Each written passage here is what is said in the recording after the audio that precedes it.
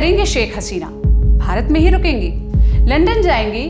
किसी खाड़ी देश का रुख करेंगी या कोई और विकल्प तलाशा जा रहा है जिसका खुलासा होना अभी बाकी है? सभी विकल्पों पर हम विस्तार से बात करेंगे और उस जवाब पर भी जो शेख हसीना के बेटे ने एक न्यूज चैनल से बात करते हुए दिया। आप जानते ही हैं, 5 अगस्त को बांग्लादेश के प्रधानमंत्री पद से इस्तीफा देने के बाद शेख हसीना ने देश छोड़ दिया, भारत आई, इंडियन एयरबेस पर रुकी और अभी तक भारत के ही एक सेफ हाउस में है, एक सेफ प्लेस पे है।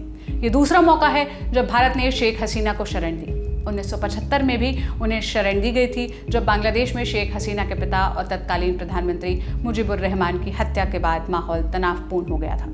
अब 39 साल बाद फिर शेख हसीना ने भारत में ही शरण ली है। इस सब के बीच एक सवाल बार बार उठ रहा है कि अब आगे शेख हसीना क्या करेंगी, कहाँ रहेंगी?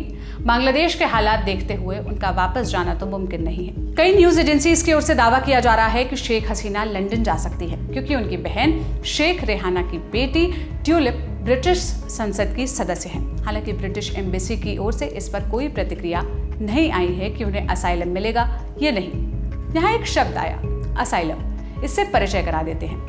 इसका मतलब होता है किसी राज्य या देश द्वारा अन्य देश के नागरिक को दी गई शरण, खासतौर पर राजनीतिक कारणों से, जो लंदन ने अभी असाइलम देने के संबंधी कोई पुष्टि नहीं की है।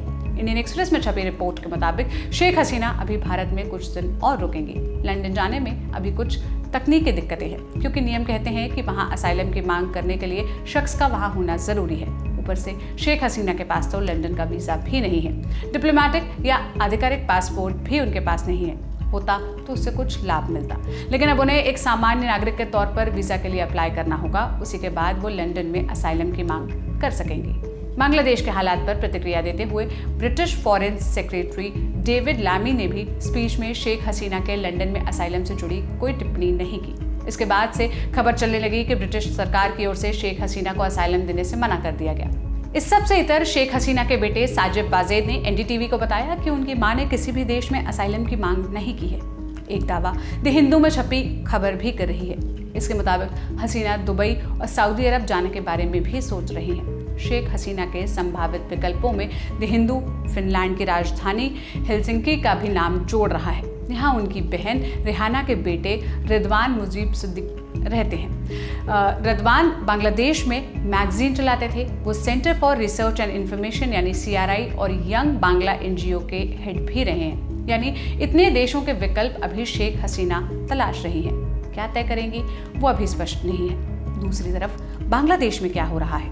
वहाँ अंतरिम सरकार बनाने की तैयारियां चल रही है। नोबेल पुरस्कार से सम्मानित मोहम्मद यूनुस इस सरकार की कमान संभालेंगे। बांग्लादेश के हालात पर, शेख हसीना के फ्यूचर प्लान्स पर जो भी अपडेट आएगा हम आप तक पहुंचाते रहेंगे। आप इस मसले पर क्या राय रखते हैं, क्या कहना चाहते हैं, कमेंट में जरूर बताइएगा। ये खबर लिखी थी मेरे साथी रजत ने। मेरा नाम सोनल है। देश और दुनिया की तमाम खबरों के लिए ललन टॉप देखते रहिए। शुक्रिया।